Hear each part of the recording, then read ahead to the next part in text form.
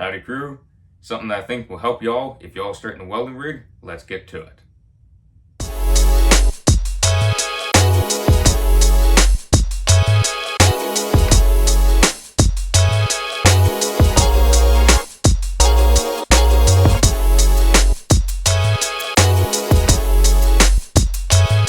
Alrighty, so if y'all been following for a bit, y'all will know that I'm starting the S Corporation, and the S Corp, it does have an EIN, which is Employer Identification Number. I did purchase this through LegalZoom.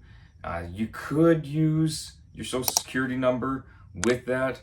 I have heard that there is some murky areas in there, not so clear gray areas, to where if you have a social security number, it's not good enough for this or that.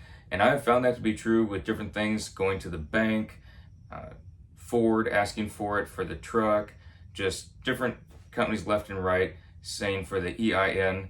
And I think the social security number would just kind of be a little bit more fuzzy territory, might not be good enough for some of the different places.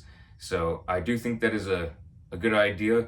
I did get it through LegalZoom, so I think that was a good step that I took. It did cost a decent amount. It wasn't a lot, but I don't recall, it might have been $100 or something like that for LegalZoom to file all the paperwork. Went through that, and I think it was well worth it, because when I go different places, they don't have EIN or social security numbers. Some of them do. Some of the things I've had to sign up for online or making accounts, they do have the social security option, but others only have EIN, which is Employer Identification Number. So something for y'all to think about. I recommend that y'all do your research on that. This is not me saying go get it, go get a EIN, but it's just me saying look into it for yourself. Is this applicable to your situation if you're starting a welding rig? Is it going to help you out? And it's for you to do research, because I don't know what your situation is, where you live, the timing that you're watching this video, if it's even mandatory for this company or that company. So I do say this just so that y'all are aware of it, because I had no clue until I was really close to starting everything.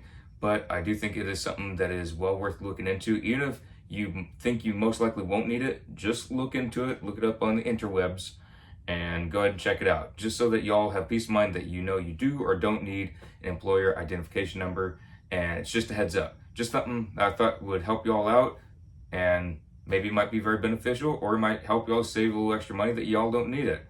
All right, that's it for today's video. Hope y'all enjoyed.